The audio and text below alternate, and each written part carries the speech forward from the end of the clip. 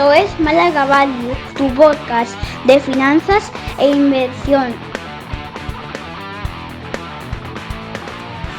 Episodio 20.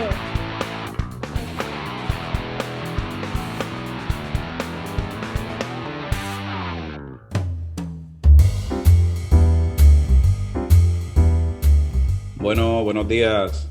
¿Qué tal? Aquí días veraniegos de Terral en Málaga, que estamos aquí sudando la gota, ¿verdad? Che, Juan, ¿cómo estáis? Buenos días, muy bien, encantado de seguir con vosotros. Hola Juan, hola Antonio, ¿qué tal? ¿Qué tal? Aquí, como dice Antonio, con el terral metido. Bueno, y Sí, aquí nos podemos dar con un canto en los dientes. sí, sí, Ayer no, sí. ayer no llegó tanto, ¿eh? Y hoy, esta mañana, está ahí dando lengüetacillo. Sí, pero bueno, que muchas veces hablamos de la bonanza de la costa malagueña, pero también cuando aprieta el Terral es que no se puede estar en ningún lado, ¿eh? Es tremendo, ¿eh? Pero bueno, vamos a ver si nos da una pequeña tregua. Bueno, seguimos saludando a nuestro compañero Quique, no os preocupéis, ¿vale? Que Quique sigue siendo una parte fundamental de Málaga Value, lo que pasa es que tiene un pequeño problemilla de salud y no puede estar grabando estos días con nosotros. Pensábamos que ya se iba a incorporar hoy, pensábamos que ya tenía el alta para volver a los terrenos de juego, ¿verdad, Juan? Hablando de los semifutbolísticos, pero al final, bueno, tenía ahí un... Vamos a darle que se recupere mejor. Quique, un Eso, fuerte abrazo. Un abrazo, eso, bienvenido. Quique. Ánimo, ánimo. Seguro que para el siguiente yo creo que ya está con nosotros. Además, un tema que le gusta. A mí me Bueno, hacía pues ilusión estar con Quique, la verdad, sí, hombre. porque bueno, yo siempre os he escuchado a los tres y para mí, Málaga Value, soy los tres, ¿no? Sí, En fin. sí, sí. Que si os parece, continuamos la senda de los episodios que veníamos haciendo hasta ahora. Aquellos que nos sigáis, habréis visto que llevamos como una serie de episodios. Primero, una serie de episodios hablando de ratios, de valoración y demás, sin Juan. Y ahora llevamos grabado unos 3 con Juan hablando de lo que es los estados financieros. Empezamos haciendo una introducción a lo que son los estados financieros. Hemos estado viendo la cuenta de pérdida y ganancia. Y ahora vamos a continuar con el siguiente estado financiero, después de la pérdida de ganancia, que se suele ver, que es el balance de situación, ¿vale? Ya sabéis que por salirnos un poco de lo típico de ver compañías del IBEX y compañías que están ya muy cacareadas en redes sociales y en todos los programas de finanzas y demás, lo estamos haciendo por darle un toque así especial con los ejemplos de Madrid y Barcelona, que no dejan de ser dos empresas con sus particularidades, que son clubes de fútbol, ¿vale? Pero no dejan de ser dos empresas, ¿no?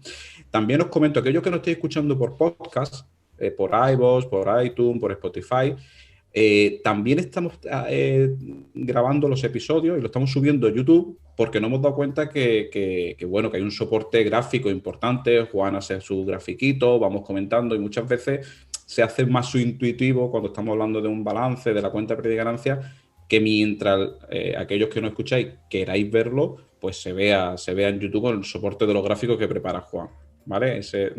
Así que, bueno, hecho esa introducción, Juan, ¿comenzamos con los balances? Perfecto. Comenzamos con los balances. El primer capítulo, porque hoy vamos a intentar, ¿no?, ver los balances, bueno, hoy o en los dos programas, como hicimos la cuenta de resultados.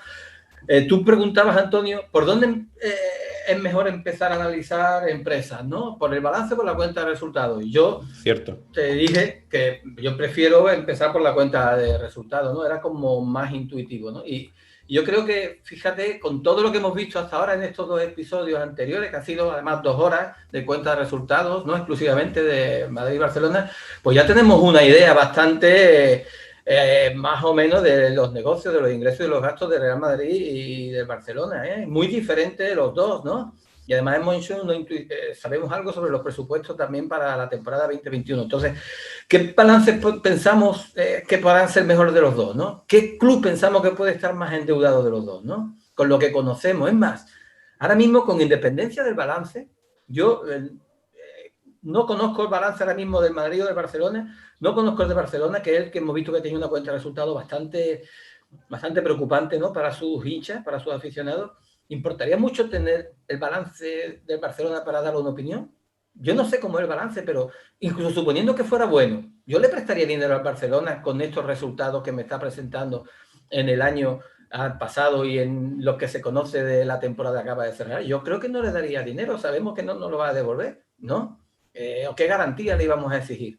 Ya tenemos una idea, ¿no? Por recordar y por recordar un poquito, no quiero perder mucho tiempo, pero bueno, vimos en la cuenta de resultados de Barcelona, vimos que la temporada que terminaba en junio de 2019, tenemos que situarnos para analizar balance, lo mismo, y cualquier empresa nos situamos en su sector económico.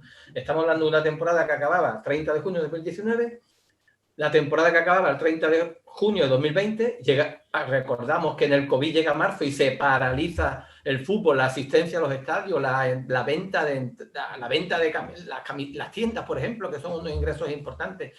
Y además, no solamente para personas, el mundo se paraliza en marzo de 2020, con lo cual este ejercicio económico de 12 meses, los 3 últimos meses están muy afectados, y después tenemos la temporada 2021, la que ha acabado en junio de 2021. Tenemos algunos datos que el Madrid ha presentado, pero muy poquitos. Sabemos que Barcelona se dice que ha podido perder. Tebas dijo que si la Liga había perdido 700 millones, había un equipo que había perdido casi la mitad, pues podemos pensar que Sí, Barcelona se habla de 300, ¿no? 300 millones, lo cual no deja de ser una barbaridad. Entonces, la cuenta de Barcelona de estos últimos años, pues ya veíamos que recogía los ingresos. Vemos que en el fútbol los ingresos ordinarios no incluyen los traspasos. Vemos la importancia que tenía el beneficio por la venta de jugadores, lo importante que eran las amortizaciones. Y, por resumir, vimos que el Barcelona pasaba de unos beneficios de 17 millones a unas pérdidas casi de 100 millones en el 2020. Por diferencia, el Madrid, pues veíamos que tenía una cifra de negocios, son dos clubes muy parecidos, la cifra de negocio era parecida, incluso todavía un poquito más baja en el Madrid que en el Barcelona. Sin embargo, pues el Barcelona, con una serie de ajustes que realiza y que además se reflejan en la memoria que hoy vamos a ver, pues consigue acabar el año 2020 con un resultado equilibrado. Es decir, también vimos en el ejercicio anterior, y estamos analizando una empresa, nos fijamos en su sector, pues vimos que la Liga había dicho, en el informe económico de la Liga se hace un anticipo de la temporada 2020, y la Liga en su conjunto, los 20 equipos de primera división han conseguido tener 70 millones de beneficios en esta temporada. Ya para la que viene, en esa temporada 20,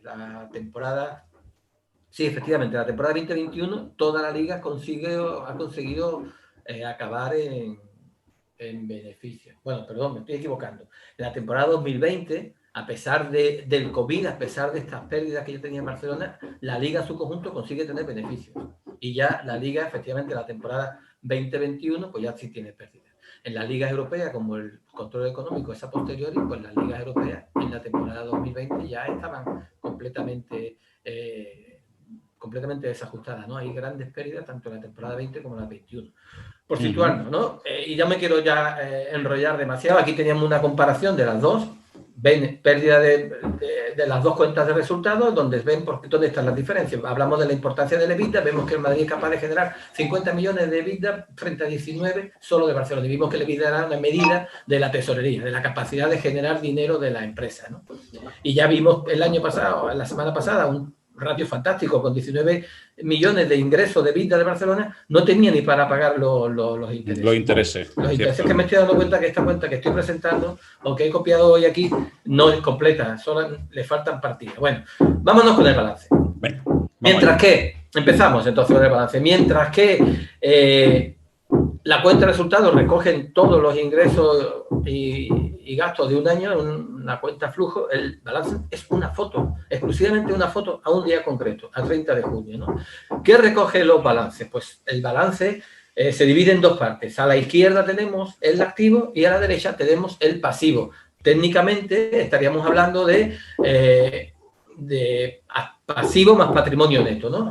Pero cuando a lo mejor nos dedicamos a esto hablamos de pasivo, ¿no? Activo y pasivo, pero realmente cuando hablamos de pasivo hay que incluir el patrimonio neto, que digamos que es el dinero que los accionistas tienen invertido en la empresa, lo que se llama patrimonio neto. La palabra propiamente lo dice, ¿no? El patrimonio neto de la empresa, el patrimonio, el valor contable de la empresa, y el pasivo sería lo que son deudas.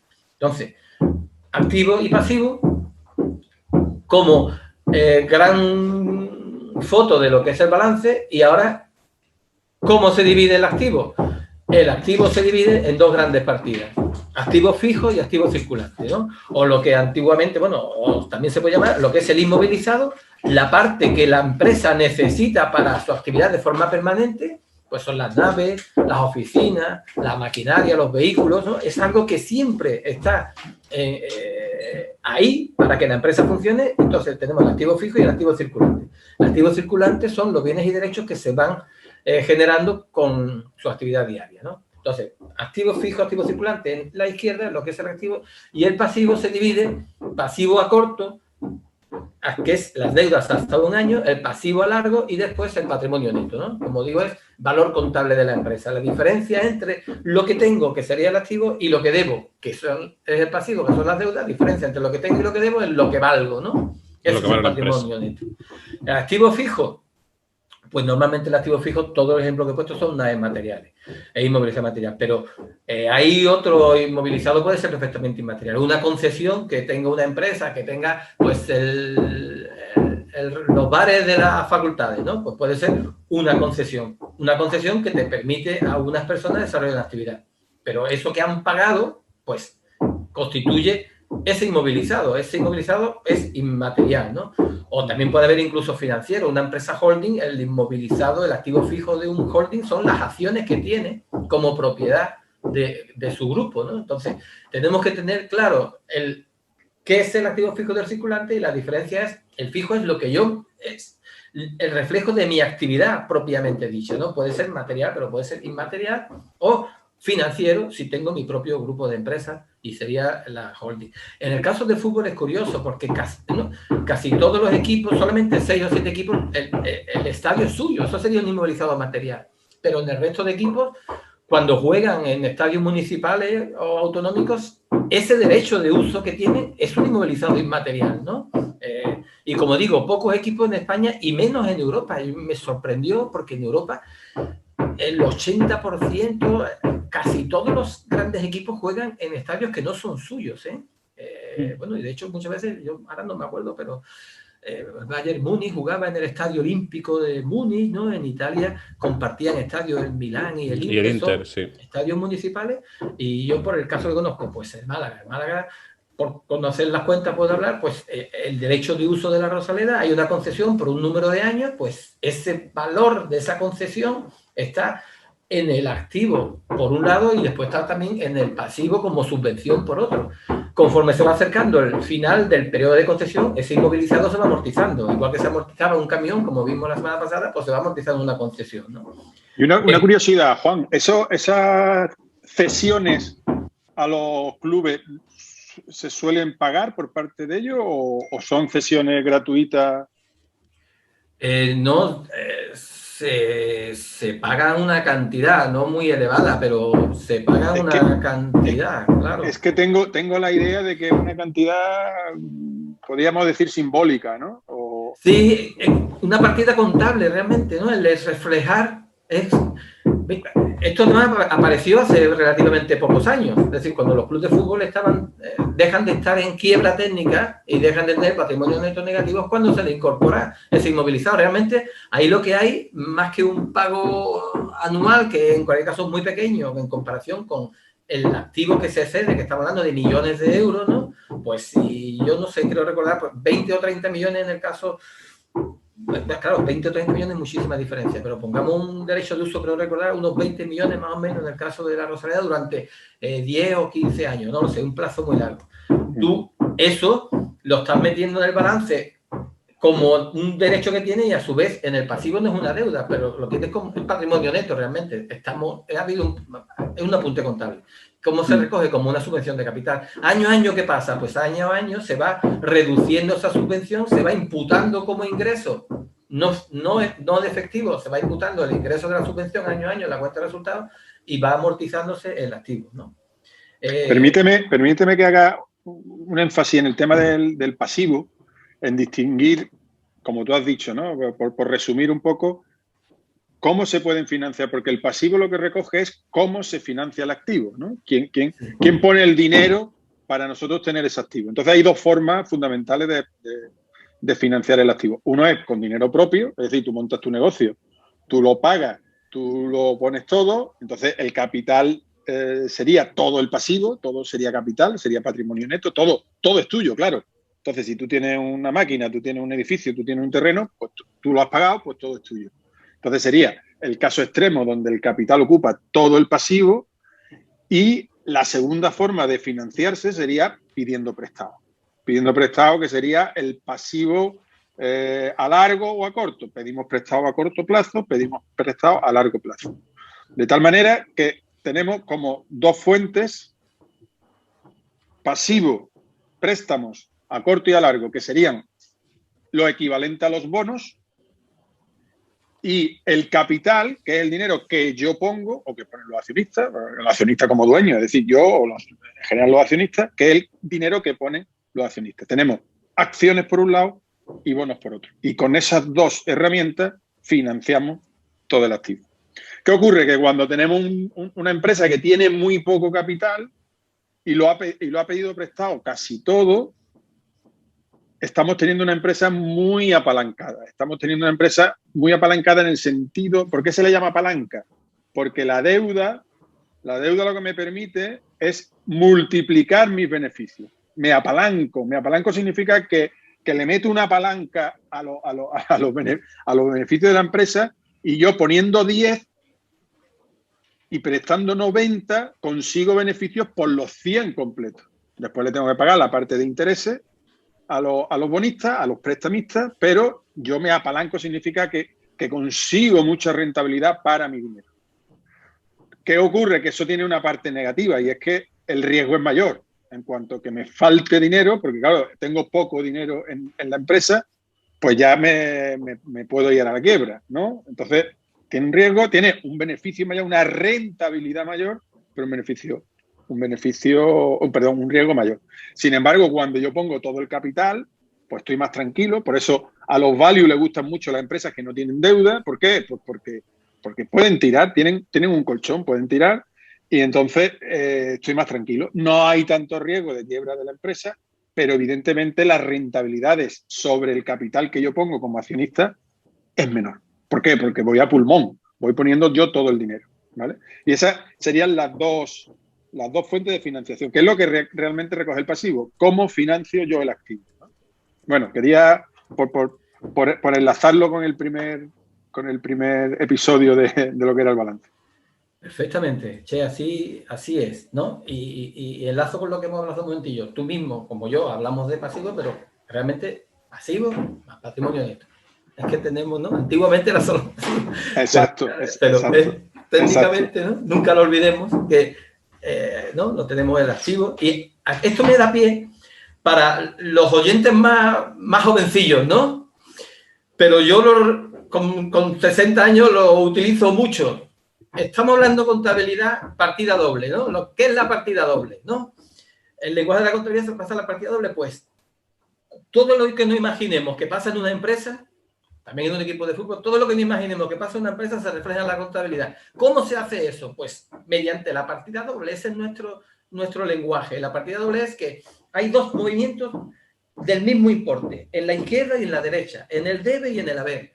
Si yo vendo algo, ya tengo una venta. Pues esa venta, la contrapartida de la venta, o será dinero en efectivo si la vendo en efectivo, o será la partida de cliente porque no la he cobrado.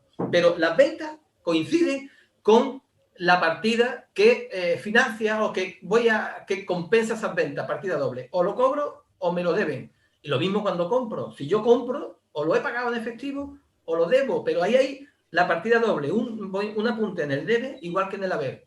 Que hago una inversión en un inmovilizado, que me hago un estadio, una ciudad deportiva nueva, una inversión, pues o lo he pagado con caja o me lo han prestado, ¿no? O es patrimonio neto en última instancia. Cuando constituyo una empresa que no hay una cuenta de resultados, sino que estoy constituyendo una empresa, el ejemplo que pone Che, antes de empezar a funcionar la cuenta de resultados, el activo fijo y el activo circulante lo digo porque está caja, lo que yo tengo para mi negocio tiene que ser igual al pasivo y el patrimonio neto. Entonces, si yo tengo un estadio, porque soy un equipo de fútbol y voy a empezar a jugar, la contrapartida del estadio, pues está claro, o es deuda, o es patrimonio neto, o una combinación de las dos cosas. Entonces, esto ayuda mucho para entender. Yo jamás me atrevería, si tuviera que echar un anuncio de periódico, no me atrevería a ser contable porque requiere una técnica muy, ¿no? Muy cuidadosa de muchísimos detalles, ¿no? Sin embargo, pues hablo con familiaridad, apoyándome en la contabilidad, pero de grandes partidas, ¿no? Más de finanzas que este podcast, por las grandes partidas de la empresa, puedo opinar con tranquilidad, pero yo no me atrevería a ser contable porque me pierdo, ¿no? Cuando me encuentro con balance y cuenta de resultados, pues yo hago ese ejercicio. Cuando no entiendo una cosa, y hay muchas cosas que no entiendo, pues me pregunto, ¿esto cómo es? ¿Cómo se contabiliza esto más o menos? ¿Dónde está la contrapartida? Por ejemplo, cuando hemos hablado, ¿cómo aparece un estadio de fútbol que no es mío en mi balance? Pues ¿dónde está la contrapartida? Pues la contrapartida tiene que estar en el pasivo. Que por cierto, y esto ya sería, este comentario para la gente más jovencilla, he dicho, los que están más jóvenes, que están aprendiendo, que les gusta este mundo de la finanza y de la contabilidad, pero para los más expertos, el inmovilizado inmaterial de los estadios de fútbol, en el pasivo está contabilizado en dos partidas. No todo es subvención, no todo es patrimonio neto. Hay una parte que son los impuestos diferidos que yo voy a pagar en el futuro por ese estadio, porque puesto que esta subvención, este uso, es un ingreso que cada equipo tiene año a año por el uso del estadio, este ingreso que yo tengo ficticio, porque es la imputación de la subvención a la cuenta de resultados cada año, al final va a generar un beneficio. Pues ese beneficio va a generar un impuesto de resultados. Luego, si yo tengo 30 millones en el activo como inmovilizado de un estadio que no es mío, en el pasivo estarán 20 millones como subvención patrimonio neto, pero 10 estarán en el pasivo como deuda a Hacienda, que ya iré pagando poco a poco, ¿no? Pero como digo, esto es para notas y más para personas que puedan estar mucho más interesados en este mundo de los negocios. Lo interesante Juan, era... perdona, mira, ya que estamos nosotros hablando siempre relacionado con el tema de fútbol, viendo los estados financieros, entonces, por ejemplo, estamos hablando del estadio, ¿no? Que ahí ha quedado medianamente claro. Pero, por ejemplo, en los equipos de fútbol, los jugadores son parte de su activo fijo, ¿no? Al contrario que en el resto de empresas, que el personal, bueno, el resto de empresas, el personal digamos, en el balance es que ni siquiera estaría, ¿no? Sería un gasto de gastos de personal, ¿no? Pero no contaría como tal. En los clubes de fútbol sí forman parte del activo fijo, porque si lo amortizábamos... Solamente las inversiones realizadas, los fichajes. Los fichajes. Los fichajes sí, vale, porque, claro. y nos movemos a la partida doble. Oye, si yo compro, ¿esto qué es? Si yo me gasto la pasta. Claro, los fichajes, pero ahora yo me pongo a pensar en voz alta. Y si yo, un jugador de la cantera, por ejemplo, el Barcelona, Messi, que es su principal activo, como viene de la cantera, ¿no cuenta dentro de su activo? En el balance no estará. En el balance no estará. No está. Y si no está en el balance, cuando se hace una venta de un canterano, íntegro, ingreso extraordinario. Todo beneficio. Claro. Todo beneficio. Claro, es como, Antonio, imagínate que tú tienes un edificio que empezó siendo un edificio que no valía mucho dinero y tu empresa sigue funcionando y tal, y de pronto descubres que tu edificio se ha quedado en mitad del centro de la ciudad y que vale un potosí. Pues ahí no ha habido una compra previa de mucho dinero que tú tienes, sino que se ha ido generando un valor para ese edificio que a precio de coste fue de 100, ahora vale 1000. Bueno, pues cuando lo vendas tendrás un resultado. Pues un poco parecido será con el jugador de la cantera, que no te ha costado ficharlo, pero que después lo has podido vender y tener un resultado extraordinario. Claro, pero Che, nosotros, por ejemplo, que estamos muy acostumbrados a ver el tema del value investing y una de las, al final, una de las formas de obtener beneficios con el value investing, una de las técnicas es buscar activos ocultos. Correcto. Típica empresa, por ejemplo, lo mismo muchos de los que nos siguen la conocen, Kexen, típica empresa que tiene hoteles en Estados Unidos, tiene en Macao, que habla mucho Alex Esteban de ella, creo que Mérito Quintana también. La tesis de esa empresa es que tiene el 90 y muchos % de su activo inmobiliario a precio de coste y se han revalorizado muchísimo y siguen estando a precio de coste, que es el ejemplo que tú has puesto, Che, del edificio. Luego, oye, aquellos que eso es muy de Lynch, es decir, todo el mundo puede ser inversor. A lo mejor hay alguien que no entiende de muchas empresas de petroquímica o de farmacia y tal, pero que sí le gusta mucho el fútbol. Yo le animo a que analice el Oporto, a que analice el Olympique de Lyon, que analice el Ajax, que analice el Borussia Dortmund, porque claro, ahí puede haber mucho activo oculto. Son equipos que trabajan la cantera Y, por ejemplo, pues a lo mejor alguien que no entiende de fútbol, solamente entiende de números, ve el activo fijo del Borussia de Dortmund, por ejemplo, repito, un club que ficha gente con 15, 16 años para promocionarlo, y ahí puede haber un valor, nunca mejor dicho, por activo oculto precisamente en jugadores que no han sido fichados con traspaso. Oye, Claro, pues claro. eso es una característica a lo mejor de los equipos de fútbol para analizarlo. De ¿No, todas Che? maneras, sí. De todas maneras, Antonio, me gustaría hacer un hincapié en un tema, porque, por ejemplo, tú has puesto el caso de Kensen, ¿no? Que son hoteles que tienen en la contabilidad los edificios y los hoteles a precio de coste, pero que ahora esos edificios valen y esos hoteles valen mucho más. Y claro, tú dices, bueno, pues ahora esta empresa tiene 5 hoteles a 20 millones cada uno, vale 100 millones. Que eso sería el Net Asset Value, ¿no? El NAV, ¿no? Son los 100 millones que vale. Pero cuidado, no olvidemos que estamos en una empresa en funcionamiento. ¿Qué quiere decir esto? Que tú no puedes decir esa empresa vale 100 millones. ¿Por qué? Pues porque tú la tienes que descontar en una cantidad. ¿Por qué lo tienes que descontar en una cantidad? Porque tú esa empresa, al estar en funcionamiento, imagínate que los hoteles no están funcionando por el tema del COVID y se están comiendo su propio patrimonio. Y dentro de un año lo que vale 100 ahora vale 80 porque han tenido que pedir prestado, porque la liquidez que tienen se la tienen que gastar porque no están generando. ¿De acuerdo? Entonces, claro, cuidado con valorar unos activos como si fueran una empresa en liquidación. No es una empresa de liquidación, es una empresa en funcionamiento. Entonces, siempre hay que aplicarle unos descuentos importantes, ¿no? Sobre todo por el peligro que tiene eso de que te estés comiendo tu propio patrimonio. Claro, tú vales 100, pero si la empresa pierde 20 todos los años, pues el año que viene vale 80, el año que viene vale 60, el año 40 y, ¿sabes? Entonces, cuidado con eso, ¿no? Entonces, en el caso de los futbolistas, pues sí, es un poco al contrario. Tú ahí lo que estás buscando son valores que no están en la contabilidad, pero que tú sabes que están porque conoces a los futbolistas, porque saben que están pidiendo mucho dinero por ellos, etcétera, etcétera. ¿Vale? Cuidado con la batería que se está... Y son ingresos extraordinarios latentes, podemos llamarlos.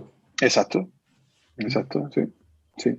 Son ingresos... Oye, pues es muy curioso. El tema de llevar la cuenta de pérdida y ganancia y los balances a los equipos de fútbol, de verdad que es curiosísimo. Y fijaros esa dicotomía. Oye, un jugador, al final una plantilla de 22, 24 jugadores... Cualquiera intuitivamente puede pensar, bueno, pues todos los jugadores que son realmente el activo de la empresa, todos están en el balance dentro de activos fijos, pues no, están dentro de activos fijos aquellos por lo que he pagado traspasos. Oye, pues curiosísimo, ¿eh? No sé, a mí me parece curiosísimo, no sé a vosotros. Sí. Bueno, pues Juan, si quieres podemos seguir, estamos viendo el activo fijo. Es más, podría ser que justo lo que está en el balance es lo que no valga. Imagínate un jugador que se ha depreciado porque nada más que se dedica a jugar al golf, por ejemplo. Estoy pensando en voz alta. En voz alta. Y entonces todo lo que has pagado por su traspaso, pues lo tienes en el activo, pero en realidad ese activo vale cero. Porque lo vas a tener que traspasar a coste cero. ¿Vale? Para incluso ahorrarte parte de la ficha. Cierto. Pérdidas latentes. En vez de plusvalías latentes, hay pérdidas latentes. Exacto. Con lo cual igual dices, pues si no quiero tener pérdidas, no lo vendo. Si tengo una cierta obsesión porque mi cuenta... Pero ahí enlaza, Juan, precisamente con lo que yo estaba diciendo de empresa en funcionamiento. Claro. Porque si no lo vendes, tú a lo mejor tienes que asumir una ficha que te va a hacer perder todavía más. Y entonces eres capaz de vender asumiendo una pérdida para no seguir perdiendo ficha año a año lo que vale el sueldo del jugador. Por cierto, aprovecho para una cosa. Si me están escuchando los de Ernest Sanjau, que son los que auditan al Barcelona y al Madrid y al Málaga. A ver, este año yo, como ciudadano, exijo y aficionado al fútbol que le pongan la salvedad a sus cuentas anuales del informe de auditoría de que la empresa en funcionamiento del Fútbol Club Barcelona corre peligro. Igual que le ponen esa salvedad al Málaga, que se la están poniendo desde hace algunos años, pues que se la pongan a Barcelona. Porque después todo el mundo habla de las salvedades. Y bueno, pues yo me quedo a la espera de ese informe de auditoría. Juan, no me digas que hasta en las contabilidades y en los números aparece la política. Y de la peor especie, la política y de la peor especie. De la peor especie que es la nacionalista. Sí, sí. Y es que ahora lo vamos a ver un poquito más adelante, porque es verdad, yo muchas veces puedo hablar de fútbol con más tranquilidad, porque si hablas de política se te pueden echar encima, pero lo que vamos a ver ahora del Fútbol Club Barcelona, raya, hay una comparación, creo que es muy comparable con lo que están haciendo los políticos catalanes en Cataluña, ¿no? O determinados políticos catalanes en Cataluña. Vamos a avanzar. El activo circulante, bueno, pues es justamente, se divide básicamente en 3 grandes partidas, ¿no? Lo que son las existencias, que efectivamente en el fútbol, con la existencia, pues los valores que tengan las tiendas, es decir, prácticamente va a ser 0 comparado con el tamaño de balance, ¿no?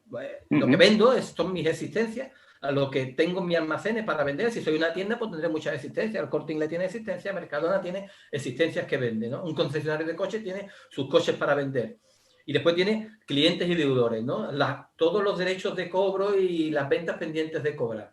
Clientes estrictamente es para lo que vendo, se lo vendo a clientes, ¿no? Y deudores, pues ya ahí puede haber hacienda pública y otro tipo de deudores, ¿no? Que se generan en el día a día, ¿no? Es lo que tengo pendiente de cobrar, de recibir. Y la tercera partida es la liquidez, lo que tengo en la caja y en los bancos, ¿no? En cuenta corriente. Ahí más o menos he intentado hacer, pues casi el grafiquito está hecho así expresamente porque, claro, una empresa no tiene caja, no tiene sentido. Si yo tengo un buen negocio, voy a tener en caja siempre lo mínimo posible para cubrir mis necesidades diarias. ¿Por qué? Porque, como ha dicho Che, me interesa tener invertido mi dinero en mi negocio, que para eso es lo que me está dando dinero, tener el dinero en caja. Incluso hoy por hoy, con los tipos negativos, los bancos están cobrando a las grandes empresas por tener dinero en caja y tenerlo en cuenta corriente. Los bancos están empezando a cobrar por grandes depósitos de grandes empresas. Pues eso sería el activo, ¿no? Entonces, ¿cómo se financia este activo? Esto se le llama el activo o la estructura económica, ¿no? Cuando hablamos análisis económico-financiero, pues nada es de casualidad. Esto quizás también es para nota, pero un libro, un manual de análisis económico-financiero, la parte económica es esta, es el activo, cómo es el negocio. Y la parte financiera es lo que vemos ahora. Básicamente, patrimonio neto, es decir, todo lo que el accionista puso en sus inicios, más todas las reservas que se han ido acumulando a lo largo de la vida, ¿no? Reservas que son beneficios no repartidos, ¿no? Porque si cada beneficio, si todo lo reparto, pues al final siempre el patrimonio neto sería el mismo inicialmente, ¿no? Luego tenemos el patrimonio neto, el dinero que en última instancia está ahí, que es propiedad de los accionistas. Esto no es una deuda. No, el accionista no puede reclamar nada a la empresa. Tienen dinero invertido ahí. Y bueno, si estamos hablando de una empresa que cotiza en bolsa, pues sí, pues yo puedo vender mis acciones en bolsa cuando quiera, pero no es algo exigible frente a la empresa. Y después tenemos la deuda. La deuda se divide a largo plazo y a corto plazo. La deuda a largo normalmente son préstamos bancarios. Normalmente a un proveedor no le pagas a más de un año, ¿no? Si eres un equipo de fútbol, sí. Bueno, tampoco es un proveedor el club que te suministra inmovilizado. Vamos a ver, eso ahora si acaso entramos en el detalle. Pero normalmente el pasivo a corto en las empresas españolas es pequeñito, y básicamente es un pasivo financiero, básicamente, ¿no? Entonces, el pasivo a corto es el equivalente al activo circulante. Yo, igual que lo que vendo, no lo cobro al contado casi nunca, pues lo que compro, por la regla del mercado, no lo cobro al contado. Yo compro algo y a mi proveedor se lo pago en 30 días o en 60 días, ¿no? En 30 a 60 días. Proveedores a quien yo le debo mis compras, ¿no? La partida de acreedores son otras personas a las que le debo dinero, pero que no son estrictamente proveedores. Pues nuevamente aparece Hacienda por los impuestos corrientes y si compro un inmovilizado, pues la partida realmente de inmovilizado no es un proveedor, es acreedor, se llamaría, ¿no? Acreedor por inmovilizado. Y básicamente... Perdona, y por ejemplo, una emisión de bonos también sería pasivo a largo, ¿no? Una emisión de bonos, dependiendo del plazo, es a largo o a corto plazo, claro. Vale, claro, sí, sí. Largo plazo. Más de un año entraría en pasivo a largo. Vale, Siempre. vale. El año es el horizonte temporal para todo, ¿no? Vale. Y después, en el pasivo a corto, lo que hay es muchísimo, siempre va a aparecer bancos, y bancos que no solamente son préstamos, pues estamos hablando del descuento comercial, las pólizas de crédito, ¿no? El descuento comercial, ¿qué es? Pues cuando yo tengo unos clientes por cobrar y necesito ese dinero, pues yo voy al banco, el banco me anticipa el cobro de esos clientes. Pero realmente, el apunte contable, volvemos a la partida doble. Si yo tengo, el banco me da dinero, yo tengo caja en mi activo, pues eso cómo se casa, eso cómo cuadra, pues eso cuadra con una partida de banco que me ha prestado dinero, pero me lo presta mediante el producto de descuento comercial. Luego me cuadra caja con bancos. Realmente mis partidas de clientes siguen existiendo aquí, eso no se ha tocado, ¿no? Y las Juan, cuentas mira, de créditos... por hacerte una pregunta, una vez visto la estructura del balance así de una forma rápida, ¿no? Y que ya es algo medianamente conocido por todos, es decir, activo largo, activo corto, patrimonio neto, pasivo y tal. Tú cuando eras analista de empresa, es decir, y te pasaban a lo mejor un balance de estos de una visual, ¿vale? Que no... imagínate que te lo pasan en un folio y tal. ¿Qué es lo primero que tú te fijabas? ¿Qué es lo que para ti tú decías, de una visual tú decías, puf, esto no me gusta? O al contrario, o esto me gusta. Que después no se queda el análisis ahí, ni mucho menos, ¿no? Estamos hablando de un análisis de una visual de un papel, sino después tendrías tú que hacer, como analista, pues mirar todo el tema de memoria, números, indagar, un análisis mucho más exhaustivo. Pero de un vistazo, ¿qué es lo primero que a ti se te iban los ojos, tanto para malo como para bueno? Lo primero que se me da los ojos, primero la cuenta de resultados, ¿no? La evolución si vende más que el año pasado y si gana más que el año pasado, vende más y ahora gana más, vende menos, ¿y cuánto gana? Gana más. Y si pierde, pues ya se encienden las alarmas. Entonces me fijaba en la cuenta de resultados y después en el balance, pues lo básico es cuánto pesa el patrimonio neto en el balance. Es lo primero que si tengo que echarle un vistazo, ¿no? Y realmente yo soy casi incapaz con un balance en bruto, no dejan de ser 2 columnas con muchísimos números, muchísimas filas, y donde es muy difícil sacar opinión de un vistazo, aunque lleves un montón de años dedicándote a esto. Entonces, lo que siempre... claro que tú para sacar una idea del Corte Inglés, por ejemplo, que lo quería poner aquí ahora, venga, por ejemplo, de balance, pues, lo hacía, transformo estas partidas en porcentajes sobre el balance. Y a partir de ahí ya puedo opinar. Pues mira, el Corte Inglés es un patrimonio neto del 48%. Pues está bien, eso me tranquiliza, ¿no? Me tranquiliza porque realmente, ¿qué patrimonio neto tiene que tener una empresa? Los libros te hablan de un 50%, entre el 40 y el 60, pues está bien. En la realidad, pues ves empresas de todo tipo y ves empresas muy buenas, con un patrimonio neto del 20%. Un gran negocio, muy apalancada porque utilizan que tienen un gran negocio y se endeudan mucho y no importa que el patrimonio neto sea más pequeñito, ¿no? Todo esto ahora yo creo que ha quedado un poco en entredicho, Antonio, y esto como reflexión para vosotros como Málaga Value. Yo creo que el COVID ha puesto en entredicho las teorías financieras tradicionales del apalancamiento, porque claro, las empresas que no han tenido maniobra para endeudarse un poco más, pues las han pasado realmente canutas, no han podido generar dinero. Incluso las empresas, si hay una paralización de tus actividades, pero es que me estoy pensando en Alemania, ha habido unas inundaciones bestiales. Sí. Las empresas que no tengan dinero en caja, ¿qué hacen? ¿No? Es que realmente vamos a tener que empezar a valorar más cosas que hasta ahora en finanzas, vamos a los cimientos de las finanzas que conocemos igual se tocan un poco, es decir, tener más dinero en caja, más dinero disponible, tener menos deuda, ¿no? Son reflexiones al hilo de la nueva realidad que estamos viviendo. Bueno, al final es lo que comentaba Che, ¿no? La filosofía de Value Investing siempre busca empresas que estén muy poco endeudadas, pero después, claro, eso choca frontalmente con otras filosofías que son, por ejemplo, empresas growth. Y dice, oye, es que esta empresa tiene un crecimiento interanual de 25 cada año. Oye, le interesa coger impulso. ¿Cómo se coge impulso rápidamente? Pues endeudándote mucho. Y claro, es lo que tú dices. Es cierto que bueno, a ver qué pasa, ¿no? Y sobre todo ya no solo con esta crisis del COVID, ¿no? O esta supuesta crisis, sino cuando se quiten los estímulos de los bancos centrales, que algún día se tendrán que quitar. Oye, pues a ver qué pasa, porque esos son los ruedines de muchas empresas. Cuando se quite el famoso tapering de la Fed, cuando el Banco Central empiece a rebajar los estímulos, como decía aquel, cuando baje la marea, ¿no? Se va a ver quién está desnudo. Pues es cierto que a lo mejor... hay una frase muy típica del Value Investing que dice: una empresa que no tiene deuda no puede quebrar. Efectivamente. Qué bueno. Y eso es así. Y eso es así, ¿no? Hombre, tendrás sus matices, ¿no? Porque aunque tú eres un bar, aunque tú no tengas nada de deuda, si mañana no entra ni un cliente, pues tendrás que cerrar. Pero bueno, una cosa es cese de actividad y otra es quiebra, ¿no? Pero bueno. Mira, Antonio, hoy se nos estaba acabando el tiempo. Los balances de la Liga de Fútbol no los vamos a ver aquí. Y mira que aquí tengo este porcentaje, yo lo puse en Twitter, porque yo de Barcelona no tenía ni idea, ni del Madrid. Pensaba que eran parecidas, no son nada parecidos, ¿eh? Son parecidos muchas cosas, pero lo que es la gestión, este 2% de patrimonio neto, pues fíjate cómo hemos comparado con el 48% del Corte Inglés, con el 26% de todo el equipo, con el 37% del balance. Cuando te he dicho, yo lo primero que hago es comparar las grandes partidas y lo hago a 100. El Barcelona, si esto es en 2020, después de perder 300 millones, ahora veremos, hoy no vamos a ver el balance porque se nos acaba el tiempo, pero hoy el Barcelona está en quiebra técnica, en quiebra. No solamente está muy endeudado, más allá de lo que nadie le va a prestar dinero porque los gastos están completamente disparados en relación a los ingresos y además está súper endeudado, sino que además ya contablemente su balance ha quebrado. Hoy por hoy Barcelona ha quebrado. Como no es una sociedad anónima, no puede llegar dinero como el Atlético de Madrid ha entrado. Esto ahora mismo es un club y esto está en quiebra técnica. Esto no tiene solución.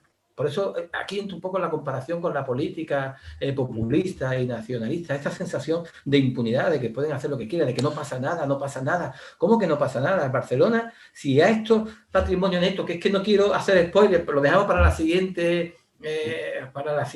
capítulo, pues esto es negativo y en una cantidad muy importante, ¿eh? Mirad, por terminar, Antonio, ¿me permites? Terminamos de ver. Sí, yo fíjate, te hago un apunte en ese tema del Barcelona y hago un apunte que yo creo que ya lo he hecho en estos últimos episodios, que aquellos que no conozcáis a Juan de verdad que es completamente imparcial entre Madrid y Barcelona, pero no es por nada, sino porque Juan es malaguista hasta la médula, no, más allá de la médula, ¿vale? Y bueno, y a aquellos que lo sigáis por Twitter, que os animo, pues solamente habla de 3 cosas: de finanzas, del Málaga y de Semana Santa. ¿Verdad, Juan? Sí, sí. Es malaguista hasta bueno, y de darle cera a algunos periodistas malagueños. Pero bueno, eso lo dejamos ahí aparte. Claro, pero que no malaguista. Es como si a mí ahora me ponen al chiringuito a hablar del Barcelona. ¿Yo qué voy a hablar del Barcelona ahora, no? Objetivamente. Pues es que a nosotros del Málaga han hablado gente a los que el Málaga le importa cero. Y además los periodistas de los más influyentes de la ciudad han deseado que el Málaga desapareciera. Nos llevan diciendo desde 2012 que el Málaga desaparecía por cuestiones económicas. Y era una mentira total. El Málaga estaba instalado en la clase media alta económica de los clubes de primera división, porque entre otras cosas el dinero llegó y se metió en el club y solamente fue cuestión de ir vendiendo. El Málaga económicamente no tenía ningún problema, lo ha tenido deportivo por decisiones deportivas de un montón de gente. Unos lo han hecho bien, otros lo han hecho mal, pero de hecho ahí estamos, seguimos existiendo. Bueno, seguimos existiendo, sí, señor. Cuando bajamos a la segunda división teníamos el octavo límite salarial, 50 millones de tope salarial. Otra cosa es que tuviéramos un entorno, esos periodistas, ese entrenador que se dejaron llevar y que nos querían en segunda porque así pensaban que se iba a ir el dueño del club. Pero bueno, eso es idiosincrasia de nuestra ciudad, que no dejamos de ser además una ciudad muy grande, con un estadio muy chiquitito y todavía menos abonados. Creo que somos 7.000 abonados, que tiene 40.000 abonados el Betis ya. Y el Málaga tiene 7.000 preabonados, no somos nadie. Entonces, como no somos nadie, pues la prensa, o determinada prensa, pues escriben para la gente que es del Madrid y de Barcelona. Y nos comparan, ellos tienen en su cabeza su Madrid y su Barcelona, y escriben pues como se suma. Pero realmente, te lo digo, no tengo nada ni con el Madrid ni con el Barcelona. No. Sí, tengo algunas opiniones muy negativas del Barcelona a la vista de los resultados. Y yo, si acaso, no sé, Antonio, si quiero... No, pero la semana que viene. Pero que yo precisamente iba a decir que haciendo ese apunte tuyo, yo en mi caso sí es todo lo contrario, es decir, yo lo reconozco, yo soy muy simpatizante del Real Madrid, no simpatizante del Real Madrid, ¿no? Pero bueno, eso intento que no me quite la ecuanimidad, ¿no? Y la objetividad. Y hablando con amigos míos, típicos que son del Madrid y el Barça, yo ayer se lo decía, digo, yo es que realmente no le veo una solución al Barcelona más allá de que la autoridad de futbolística, política y tal, miren para otro lado. No le veo una solución. No le veo ninguna solución porque es que hay jugadores que ellos quieren vender, que el mercado está ahora mismo en otra situación. Estamos en un mercado completamente devaluado con unos sueldos que no va a pagar nadie. Entonces, el Barcelona yo le veo económicamente, no le veo. De verdad que no es por hacer... como se dice, leña del árbol caído, pero no le veo ninguna solución. Bueno, Juan, pues, oye, si te parece, ya te digo, nosotros que preferimos ir espaciando los capítulos, porque yo sé que los seguidores que tenemos de podcast nos lo dicen. Alguna vez que hemos hecho algún episodio de hora y media, 2 horas, entre los que te contamos que tú eres de los que nos dices ceñir 45 minutos, 1 hora y tal, que más allá se hace. Preferimos ir haciendo por pequeños episodios. Yo creo que hoy hemos visto la estructura de la cuenta de la cuenta de pérdida y ganancia, no, del balance de situación. Ahí la tenemos en pantalla. está ahí perfectamente clara. Hemos estado hablando de las características de ese balance de situación dentro de una empresa de fútbol.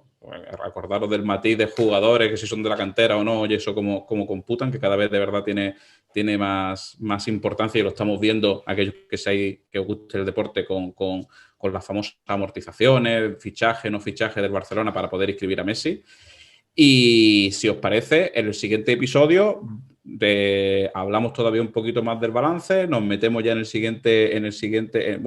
la memoria, que también está relacionada con todos los estados financieros, y continuamos esta senda de capítulos que estamos haciendo, ¿vale? Relacionados con estados financieros y con el Madrid y el Barcelona. Chese no ha tenido que ausentar un minuto, lo despedimos, y Juan, que muchísimas gracias. ¿Vale? Vamos a intentar que el siguiente episodio, os pido desde aquí disculpas porque es que nuestra agenda está muy complicada, con motivos familiares y tal, y entonces es difícil que nosotros nos casemos. Volvemos a hacer el requerimiento a ver si Quique ya lo tenemos operativo para el siguiente programa. Desde aquí les mandamos un saludo y bueno, Juan, vamos a intentar a ver si podemos grabar esta semana para que no haya mucho espacio entre episodio y episodio. Perfecto, Antonio, muchísimas gracias. Bueno, un fuerte abrazo. Hasta luego. Chao, chao.